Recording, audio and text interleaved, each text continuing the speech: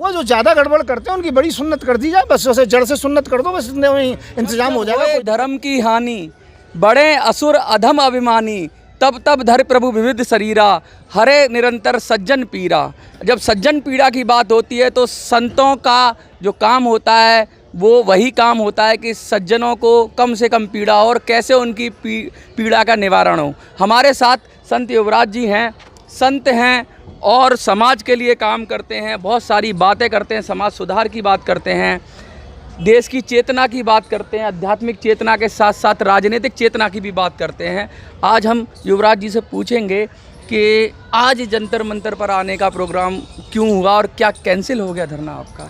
नहीं, हमारा जो जंतर मंतर पर आने का कारण ये हुआ कि जो मणिपुर में जो घटना हुई उसे देख करके हम बहुत ज़्यादा जो कि दुखित हैं, परेशान हैं कि चाहे किसी भी धर्म की महिला हो, चाहे हिंदू हो, मुस्लिम हो, सिख हो, ईसाई हो, कोई भी क्यों ना हो, परंतु किसी महिला को निवस्त्र करके इस प्रकार से घुमाना, अपमानित करना और उसके बाद में रेप करना या उनकी हत्या कर देना, तो ये सब प्रतिक्रिया काफ़ी जो कि बढ़ती चली जा रही हैं।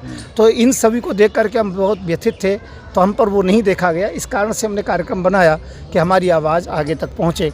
और दूसरी बात यह है कि देश के अंतर्गत में आज कभी क्रिश्चियन जो कि इस प्रकार की घटना करते हैं, कभी जो कि हिंदुओं के ऊपर आरोप लगता है, कभी मुसलमान इसकी जो घटना को जो कि अंजाम देते हैं। जिस प्रकार से कन्हैयालाल टेलर जो था उसको किसने जो कि मारा, कभी जो कि बेटियों की जो कि लाशें सूटकेस में मिलती हैं, कभी साक्षी के सरेआम जो कि हत्या कर दी जाती है। इस प्रकार की एक घटना नहीं, सैकड़ों घटना हुई हैं। कभी बंगाल में इसी प्रकार की जो पुनरावृत्ति पहले हुई है कई बार। तो मैं ये कहना चाहता हूँ ये नहीं होनी चाहिए। तो मोदी जी को इस पर पूरा जो कि ध्यान देना चाहिए और ऐसे अपराधियों को फांसी का दंड होना चाहिए, मृत्युदंड होना चाहिए। इसकी मांग को लेकर के हम यहाँ आए हैं और हम सबसे ज़्यादा दुखित तो इस बात से हैं कि जहाँ पर अधिकतर जो कि मुस्लिम बाहुल्य होता है वहाँ पर लव जिहाद होना, हलाला होना, इस प्रकार की घटनाएं उत्पन्न होना, तो वो घटनाएं रुकनी चाहिए। यूसीसी की बात हो रही है लगातार। मानसून सत्र में कुछ लोग कह रहे हैं कि यूसीसी लेके आएंगे, यूनिफॉर्म सिविल कोड लेके आएंगे। चाहे वो जैसे आपने हलाला अगर एक विषय रखा या आपने कहा कि 3 तलाक तो बैन ही हो गया है, लेकिन आपने बहु विवाह की भी बात करी। बहुत सारी सामाजिक कुरीतियाँ हैं जिनको धार्मिक रूप से चोला पहनाकर ठीक माना जाता है। जब उस पर कुठाराघात होता है तो देश में बहुत सारी पार्टियाँ उठ के खड़ी हो जाती हैं। तो राजनीति है ये पूरी, लोगों को लगता है कि ठीक है। नहीं, देखिए कानून तो एक होना चाहिए। एक ही घर में रह करके हर सदस्य के कानून अलग अलग हों तो ये तो नहीं होना चाहिए। कानून एक होना चाहिए। हमारी मान्यता है, धर्म हमारे धर्म को मानने का अधिकार है, संविधान ने दिया है। वो तो धर्म को अपने उस तरीके से मानिए, एक सीमा होती है, एक दायरा होता है।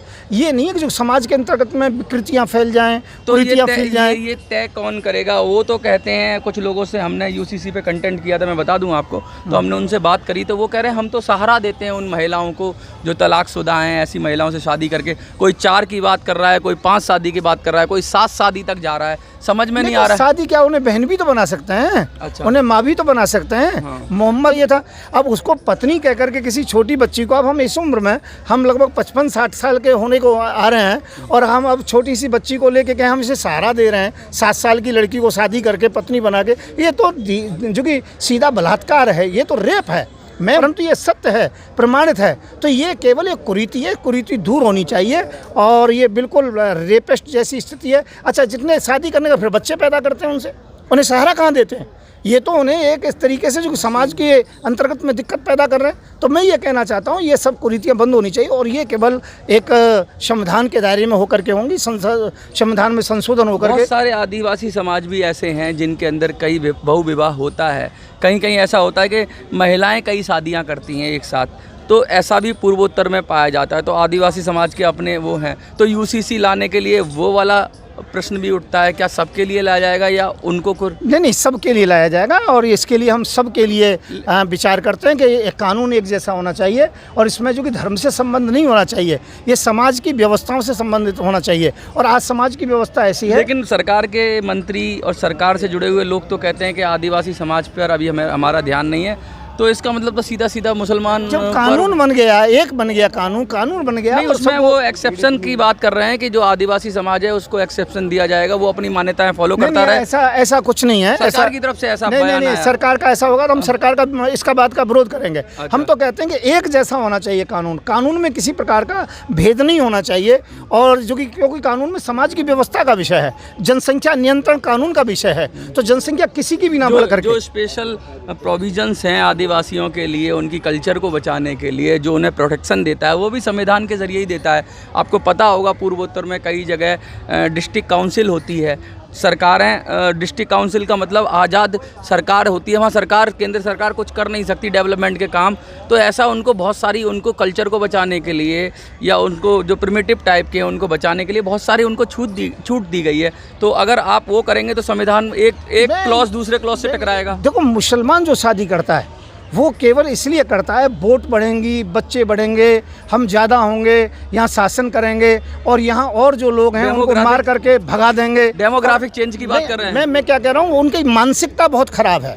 उनकी मानसिकता बिल्कुल, जहाँ पर ये 25% हो जाते हैं तो वहाँ पर जो कि हिंदू अपना घर छोड़ के चले जाते हैं। तो मैं ये कहना चाहता हूँ, इस चीज़ को रोकने के लिए कानून बनना चाहिए। क्यों आदिवासियों में ये विचारधारा नहीं है, उनका हो सकता है कोई भी धार्मिक जो प्रथा, परंतु उनमें ऐसी विचारधारा नहीं है कि हमारी संख्या इस प्रकार की हो, हम सब पर शासन करें या कातलेआम करें, अत्याचार करें। पर मुसलमानों में ऐसा है, इसीलिए मुसलमानों के लिए खासकर इसमें प्रतिबंध लगना ही चाहिए, इसमें कोई शंका नहीं है। अच्छा, और आप ये जो बात कर रहे हैं कि बहुत पुरानी मांग है, हिंदू राष्ट्र की बात कर रहे हैं आप, तो क्यों कर रहे हैं? हिंदू तो वैसे ही बहुमत में है, सब कुछ, प्रधानमंत्री हिंदू और आपका गृह मंत्री हिंदू, राष्ट्रपति भी आदिवासी हैं, हिंदू ही मान लीजिए, शिव की पूजा करती हैं, सब तो हिंदू ही हैं, सब जगह हिंदू हैं। तो फिर ऐसा कहने की जरूरत क्या है? मैं ये कहना चाहता हूँ कि जिस प्रकार से एक कन्हैया लाल की हत्या कर दी गई और वहाँ हिंदू थे, सब कुछ थे, और दूसरी बात क्या है कि सूटकेस में बिटिया की जो लाश मिलती है,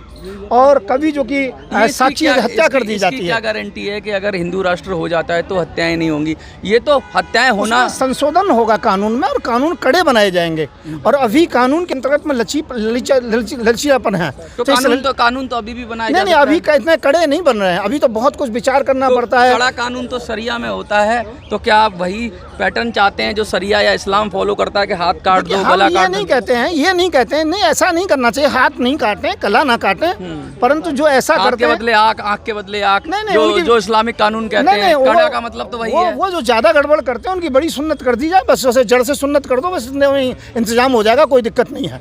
ये बात हंसने की नहीं है, बल्कि वास्तविकता है, क्योंकि उनकी जो कि जड़ से सुन्नत होना, भाई उनका जायज़ है सुन्नत होना, तो थोड़ी सी बड़ी कर दीजिए सुन्नत, जिससे रोग ही कट जाएगा, सब झंझट ही कट जाएगा।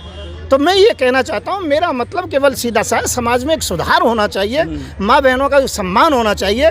मणिपुर की भांति या बंगाल की भांति कहीं पर भी ऐसा नहीं होना चाहिए, साक्षी के भांति इस प्रकार से नहीं होना चाहिए। जिस लड़की के साथ प्रेम किया और उसने कुछ गड़बड़ किया तो उसे भर करके सूटकेस में रख दिया गया, और ये अधिकतर मुसलमान ही क्यों करते हैं? 80%, मैं 20% की बात नहीं कर रहा, मैं 80% आप जनरलाइज नहीं कर सकते ना, एक शब्द को लेकर के मुसलमान ही करते हैं। मुसलमानों में परसेंटेज है, ज़्यादा कम हो सकता है। मैं परसेंटेज लिखा है, बाहुल्य लिखा है मैंने, बाहुल्य लिखा है मैंने, ये नहीं कहा मैंने 20% कुछ मिल जाते हैं मैंने 20% हटा दिया।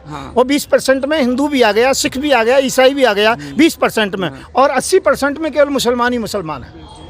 ये कारण है। आपको क्या लगता है कि उनको इन कृत्यों के लिए कहीं ना कहीं अपनी धार्मिक रीति रिवाजों से सहारा मिलता है या सपोर्ट मिलता है? हाँ, बिल्कुल मिलता है। जो कुरान है, जो उसे पवित्र कहते हैं, मैं कह रहा हूँ इतनी अपवित्र है, कह ही नहीं सकते। उसमें कहा जाता है जिहाद कीजिए, और रमजान के बाद में कुछ लोगों की जो कि आपने पढ़ी है? मिले, हाँ, पूरी पढ़ी अच्छी तरह से। मुसलमानों के बीच में रहा हूँ और शाहीन बाग में भी पूरा बैठा हूँ इनके साथ में, मैंने सब कुछ इनको। शाहीन बाग में आंदोलन में थे आप? हाँ, मैं ये दुनिया जानती है, आप लोग भी जानते हैं कि मैं अच्छी प्रकार से वहाँ था, इनके बीच में जाके देखा मैंने, अच्छी प्रकार से इनको पढ़ा है। तो ये हम इन्हें मेहमान कहते हैं कि भाई जो हमारे देश में आ गया वो हमारा अतिथि है, मेहमान है, ये हमें काफिर कहते हैं। अतिथि देवो भव। हाँ, हम इन्हें अतिथि को देवता मानते हैं और ये हमें काफिर कहते हैं। देखिए, बहुत बड़े आरोप लगा रहे हैं, हम इस बात की पुष्टि नहीं करते जो ये कह रहे हैं, लेकिन हाँ, सवाल तो उठ रहे हैं, और सवाल उठ रहे हैं तो सवाल पूछेगा इंडिया और सवाल पूछेगा भारत। अब सवाल ये जो उठ रहे हैं इसके जवाब देना तो बनता है। क्या समाज में सुधार की आवश्यकता है? क्या समाज के अंदर जो कुरीतियाँ उसे ख़त्म करने की आवश्यकता है? क्या यूसीसी पर सबकी राय बनाने की आवश्यकता है, या आनन फानन में मानसून सत्र में इसे पास कर दिया जाएगा? ये भविष्य के गर्त में है।